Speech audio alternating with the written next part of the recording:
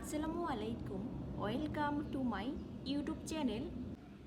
প্রতিদিনের মতো আজকেও আমি আপনাদের সাথে শেয়ার করব restaurant style chicken Thai soup. Packet Thai soup দিয়ে কীভাবে আপনারা বাসায় একদম perfect restaurant style chicken Thai soup তৈরি করবেন সেটা আমি আপনাদের সাথে শেয়ার করব। তো চলুন বন্ধুরা, ঝটপট দেখে নেওয়া যাক perfect restaurant style Thai soup recipe. আজকে আমি নর্থ থাই স্যুপ রান্না করে আপনাদের সাথে শেয়ার করব। এখানে আমি প্যাকেট করা নর্থ থাই স্যুপ নিয়েছি, পেঁয়াজ কুচি নিয়েছি একটু মোটা মোটা করে কেটে। এখানে আমি কাঁচামরিচ নিয়েছি একটু অ্যাঙ্গেল করে কেটে। কাঁচামরিচ লাল কালারটা নিয়েছি একটু চাকা চাকা করে কেটে। আদা নিয়েছি, লেবু পাতা নিয়েছি, চিড়ে নিয়েছি। আর এখানে চিকেন নিয়েছি টুকরো টুকরো করে ছোটো সাইজ করে কেটে নিয়েছি। আর এখানে আমি দুটো চিংড়ি মাছ নিয়েছি, ঠিক এরকমভাবে ছোট ছোট করে কেটে নিয়েছি। এখন আমি এই স্যুপের প্যাকেট কেটে নেব।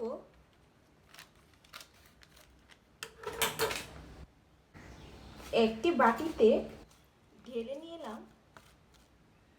এখন এই হাফ কাপ পানি দিয়ে স্যুপে একটু নেড়ে চেড়ে নেব।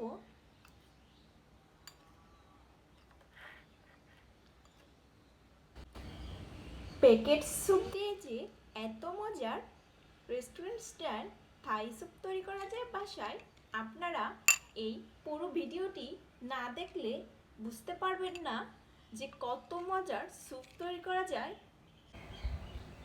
কড়াইয়ের মধ্যে অল্প একটু তেল দিয়ে দিলাম, একটু লবণ হলুদ দিয়ে চিংড়ি মাছ আর মুরগির মাংসটুকু মাখিয়ে নিলাম। তেল গরম করে নিয়েছি, দিয়ে দিলাম তেলের মধ্যে মুরগির মাংস, চিংড়ি মাছ। আমি 5 মিনিটের মতো ভেজে নেব। পেঁয়াজগুলো ভেজে নেব 2 মিনিটের মতো। পেঁয়াজ আমি বেশি সেদ্ধ করব না। দিয়ে দেব 2 কাপ পরিমাণ পানি।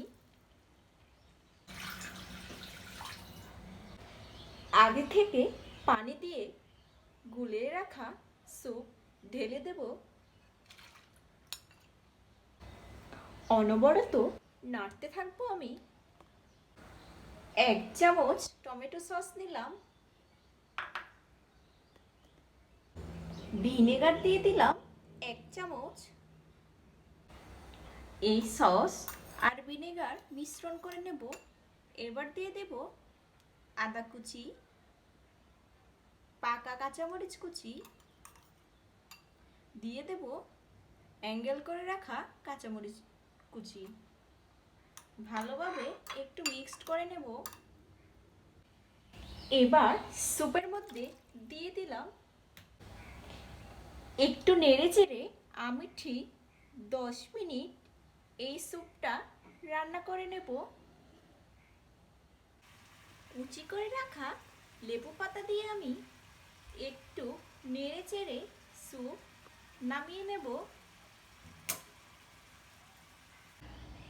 তৈরি করে নিয়েছি অসাধারণ মজার restaurant style chicken Thai soup. এই চিকেন থাই স্যুপের টেস্ট রেস্টুরেন্টের থাই স্যুপের চাইতে কোনো অংশে কম হবে না। আমার আজকের থাই স্যুপ রেসিপি যদি আপনাদের ভালো লাগে তবে লাইক, কমেন্ট, শেয়ার করবেন এবং নিত্য নতুন রান্নার রেসিপি পেতে আমার চ্যানেলটি অবশ্যই সাবস্ক্রাইব করে পাশের বেল আইকনে ক্লিক করবেন। আজকের মতন এই পর্যন্তই। সকলে ভালো থাকবেন, সুস্থ থাকবেন। আল্লাহ হাফেজ।